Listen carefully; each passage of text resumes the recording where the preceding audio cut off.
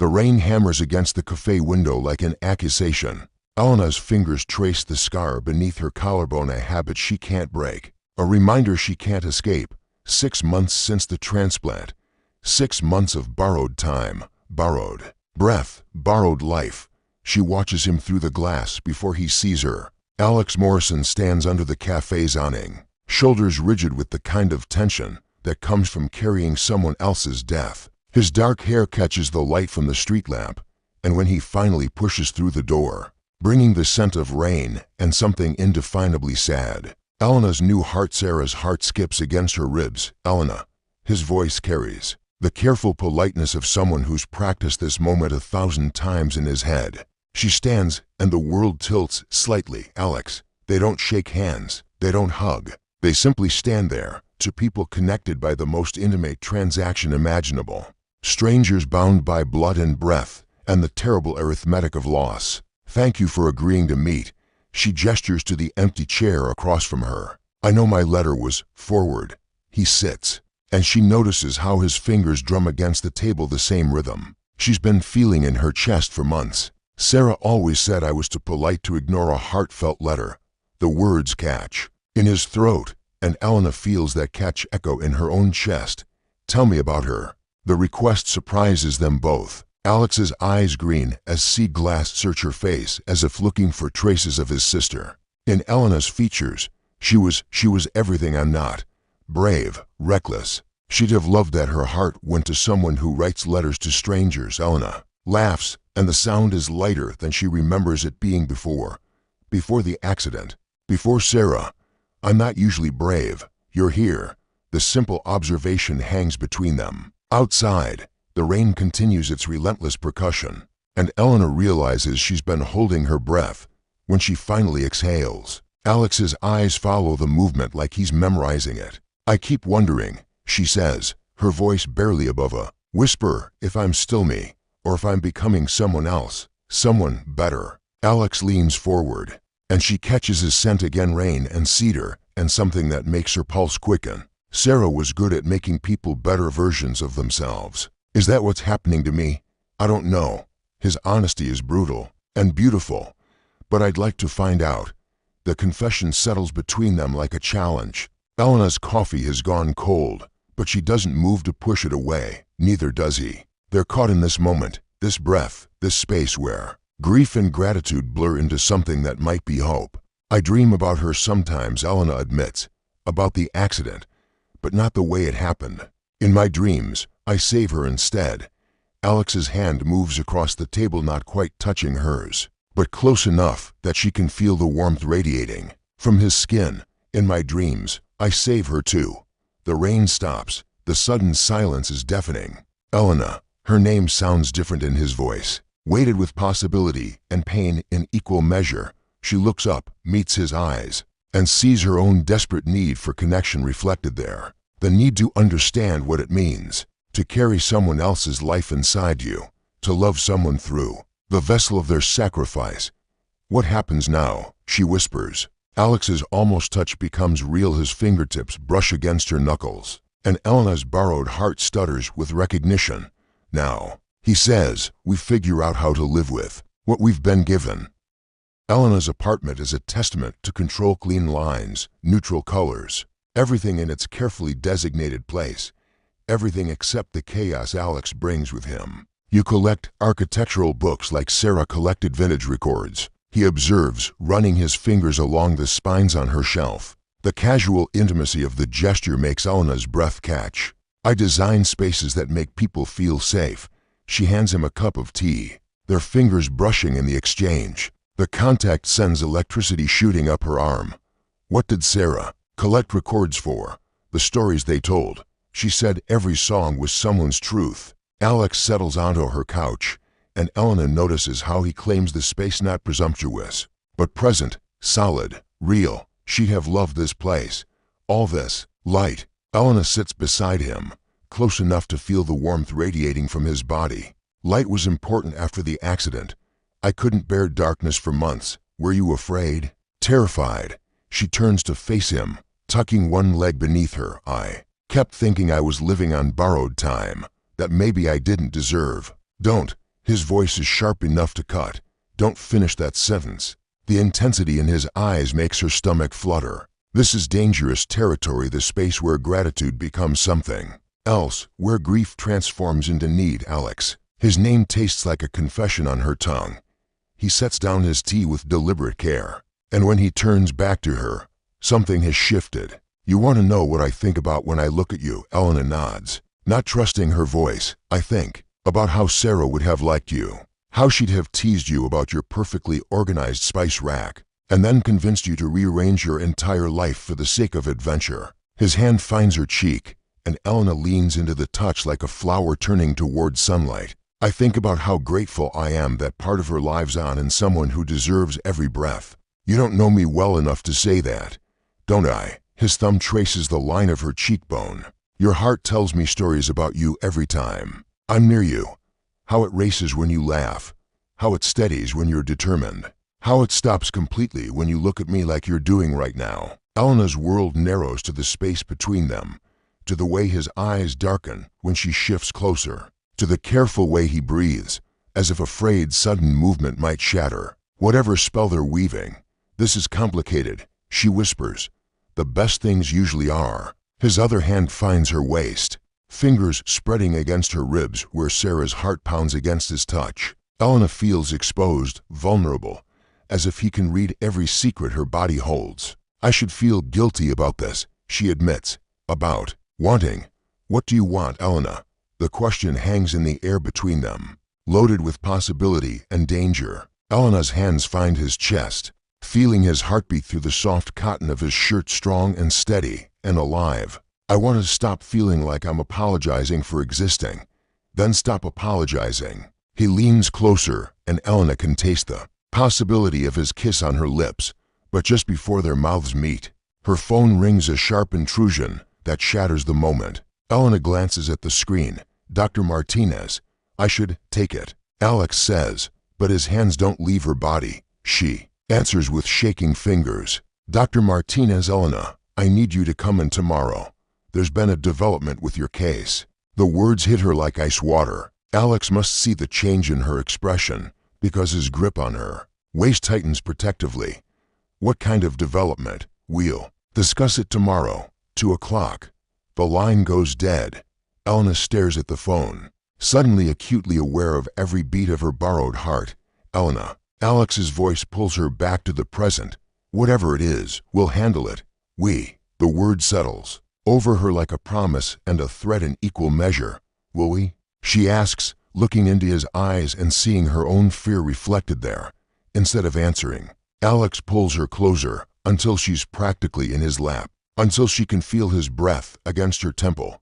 I'm not going anywhere, he whispers against her hair, but as Elena closes her eyes and lets herself sink into his warmth, she can't shake the feeling that sometimes the people we need most are the ones we're destined to lose. Dr. Martinez's office smells like antiseptic and false hope. Elena sits in the leather chair she's occupied too many times, Alex's hand warm and steady in hers. She hadn't planned to bring him, but when morning came, the thought of facing this alone felt impossible. The tests show some unusual activity, Dr. Martinez says, sliding a folder across his desk. Your heart is adapting beautifully, but there are patterns we don't typically see. Elena's grip on Alex's hand tightens. What kind of patterns? Cellular memory responses. It's rare, but documented. Sometimes recipients experience echoes, memories, preferences, even personality traits from their donors. Alex goes very still beside her. What are you saying? I'm saying that Elena might be experiencing fragments of Sarah's memories. The room tilts. Elena's free hand moves instinctively to her chest, where Sarah's heart pounds with what feels like recognition, the dreams, the way I suddenly love jazz music, the craving for strawberry ice cream even though I've always hated it, all explainable by cellular memory transfer.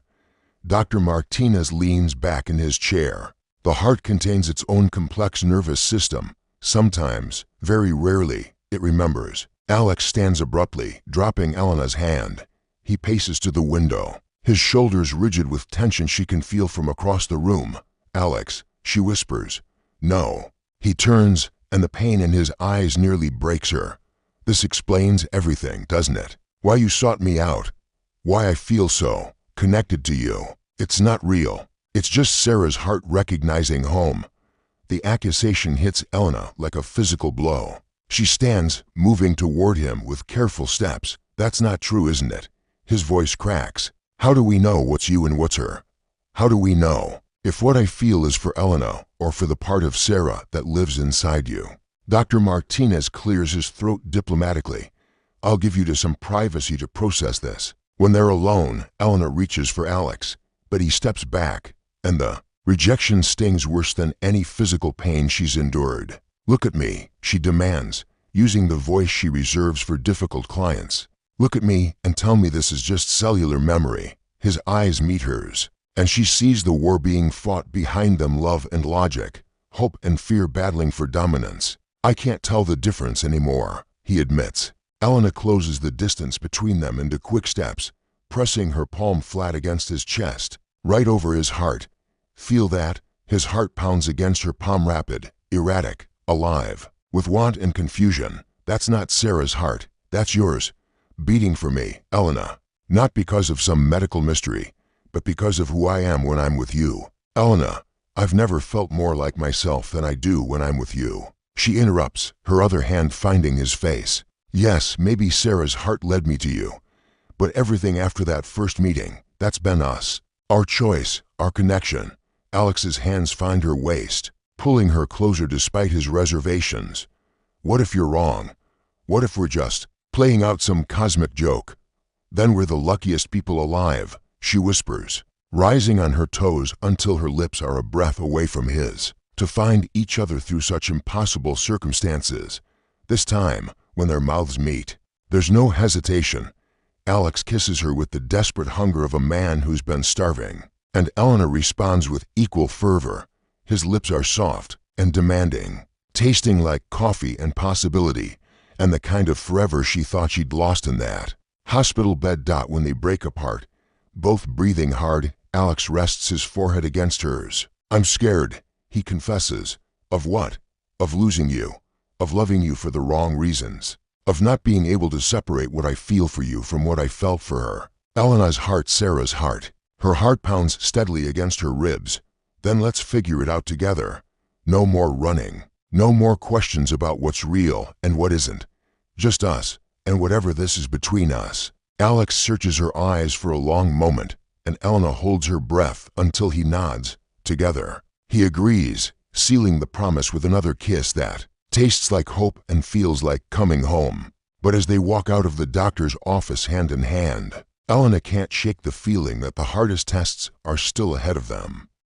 Elena's latest project is a disaster. The blueprints sprawl across her dining table like evidence of her unraveling focus lines. That should be straight wavering, measurements that don't add up, spaces that feel claustrophobic instead of welcoming. This isn't working, she mutters, erasing another failed calculation. Alex looks up from where he's been reading in her living room. Sarah's old copy of 100 Years of Solitude open in his lap. The sight of him there, so naturally part of her space, makes her chest tight with something that might be love or might be panic. The design or us? The question hangs in the air like smoke. It's been 2 weeks since Dr. Martinez's revelation. 2 weeks of them dancing around the implications while falling deeper into whatever this thing between them has become. I don't know anymore, Elena admits, dropping her pencil. I used to trust my instincts. Now I second-guess every decision, every feeling, wondering if it's mine or hers. Alex closes the book and joins her at the table, his hands covering hers. Elena, we can't keep doing this. Doing what? Questioning every moment between us. His thumb strokes across her knuckles, and she feels her pulse respond. Look at me. When she does, his eyes are fierce with determination. I've been thinking about what Dr. Martinez said, about cellular memory and echoes of the past. Alex's other hand finds her face, cradling her cheek with devastating tenderness. And you know what I realized? Elena shakes her head, afraid to speak. I don't care. The simple statement rocks through her like an earthquake. I don't care if Sarah's heart led you to me. He continues, his voice growing stronger.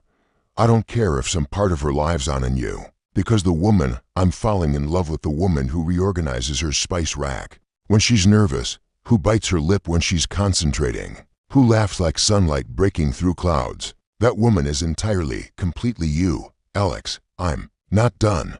He stands, pulling her with him until they're pressed close together in the golden light filtering through her windows. Sarah is gone. I've accepted that. But you're here, alive and brilliant and stubborn and brave. And I am so fucking grateful that you survived. The confession breaks something open inside Elena's chest. She launches herself into his arms, and he catches her like he's been waiting his whole life for the privilege. Their mouths meet with bruising intensity, months of careful restraint finally shattering. Alex's hands tangle in her hair while Elena's fingers clutch at his shirt, desperate to get closer, to eliminate every inch of space between them. I love you, she gasps against his lips, not because of Sarah's heart or cellular memory or any medical explanation. I love you because you make me feel brave enough to be completely myself. Alex lifts her onto the table, scattering blueprints to the floor, and settles between her thighs. The new position brings them eye to eye, heart to heart, and Elena can feel the solid reality of him pressed against her. Say it again, he demands, his voice rough with want. I love you. Again, I love you, Alex Morrison. I love your stubborn protectiveness and your terrible taste in coffee and the way you read to me when I can't sleep. Her hands frame his face, thumbs stroking across his cheekbones. I love you. This time, when he kisses her, it's with the reverence of a man handling something precious. His mouth moves against hers with deliberate slowness, as if he's memorizing the taste and texture of her lips. Elena melts into the kiss, her body singing with the rightness of it all. When Alex's lips trail from her mouth to her throat, Elena's head falls back, giving him access to the sensitive skin there. He finds the scar at her collarbone, the one she traces when she's nervous, and presses a kiss there so tender it brings tears to her eyes. Perfect, he murmurs against her skin. Every part of you. Elena's hands slide beneath his shirt, exploring the planes of his chest, the steady beat of his heart beneath her palms, real and warm and alive in hers. I want you, she whispers, the confession torn from somewhere deep inside her. All of you, forever. Alex pulls back to look at her, his eyes dark with desire and love and promise. You have me, all of me, for as long as you'll have me. He's about to kiss her again, when Elena's phone buzzes insistently from across the room. They ignore it until it stops, then starts again immediately. Leave it. Alex growls against her neck, but when it buzzes a third time, Elena sighs. I should check, it might be important. Alex steps back reluctantly, and Elena hops down from the table to grab her phone. The screen shows missed calls from an unknown number and a voicemail. She plays the message on speaker, Alex's arms circling her from behind. Double quotes Ms. Vasquez. This is Jana Morrison, Alex's mother. I think it's time we met. Elena feels Alex go rigid behind her, his breath stopping completely. Alex, she whispers. But when she turns in his arms, she sees her own fear reflected in his eyes. The outside world has found them, and nothing will ever be the same. Jana Morrison has Sarah's eyes and Alex's stubborn chin. She sits in Elena's living room like a queen holding court, her gaze cataloging every detail, the scattered blueprints still on the floor. Alex's book open on the coffee table, the obvious intimacy that hums between her son and the woman carrying her daughter's heart. You look like her, she says finally, the words heavy with years of grief. Elena's hand moves instinctively to her chest. I'm sorry, Sarah. Something about the way you hold yourself, the way you look at my son. Jeanette's smile is sharp-edged with pain.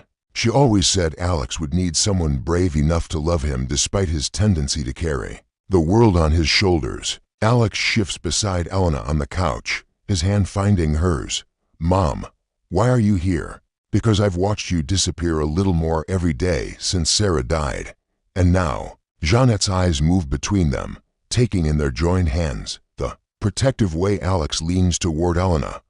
Now you're alive again, because of her. The observation hangs in the air like an accusation and a blessing combined. Mrs. Morrison, Elena begins. Jana, please. The older woman's voice softens. And I'm not here to cause problems. I'm here because I need to understand. Need to know if what I see between you is real or just grief wearing a pretty mask. Elena feels Alex tense beside her, ready to defend them both. But she squeezes his hand, a silent message to let her handle this. 3 months ago, I would have said this was impossible, Elena says. Meeting Jeanette's penetrating stare, I was barely living, just going through the motions of a life I wasn't sure I deserved. But Alex, she turns to look at the man beside her, and her heart, Sarah's heart, her heart swells with love so pure it takes her breath away. Alex made me want to be worthy of this second chance. And my son? What does he get from this arrangement? The question stings, but Elena understands. The mothers need to protect what's left of her family. He gets someone who loves him, not despite his grief, but including it, Elena answers. Someone who understands that love and loss aren't opposites, they're dance partners. Alex's grip on her hand tightens, and when she looks at him, she sees tears threatening in his eyes. Jeanette is quiet for a long moment, studying them both. Then she reaches into her purse and pulls out a small jewelry box. This was Sarah's, she says, holding it out to Elena. She always said it should go to someone who understood that the heart remembers what matters most. With shaking hands, Elena opens the box to reveal a delicate silver necklace with a small compass pendant. She said it would help someone find their way home. Jeanette continues, I think she meant you. Elena looks up, confused. But you barely know me. I know you saved my son. Jeanette's voice breaks slightly. I know that for the first time since the accident, Alex is fighting for something instead of just fighting to survive. And I know that Sarah would have loved seeing the two people she cared most about finding happiness together. The words hit Elena like a revelation. She knew Alex and Jeanette exchange a look, and Elena feels a shift in the room's energy. Sarah and I were friends, Alex says quietly. Before she was your donor, she was going to be my sister-in-law. The world tilts. Elena stares at him. Pieces of a puzzle she didn't even know existed clicking into place. Sarah was engaged to my brother David, Alex continues, his voice thick with emotion. They died together in the accident.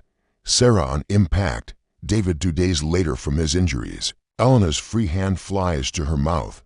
Oh my God, Alex, I'm so sorry. I lost them both. He whispers, and I blamed myself for months. If I hadn't been working late that night, I would have been in the car with them. Maybe I could have prevented it, or you'd be dead too. Elena finishes, understanding flooding through her. Double quotes yes. Jeanette reaches over and takes Elena's other hand. When Sarah signed up to be an organ donor, she made Alex promise that if anything ever happened to her, he'd make sure her gifts went to people who would live fully. Not just survive, but really live. Elena looks between them, her heart pounding with the weight of this revelation. So when you reached out, Alex continues, when you wanted to meet the donor's family, I couldn't stay away. I needed to see if you were honoring that promise. And Elena whispers, and you were doing more than that.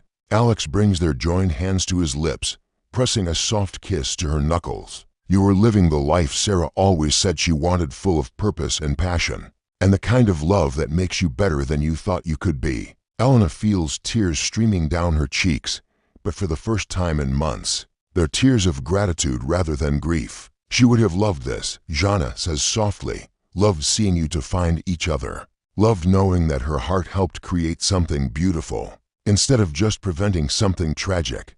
Elena stands, still clutching Alex's hand, and moves to kneel before Jeanette. Help me put it on, she asks, holding out Sarah's necklace.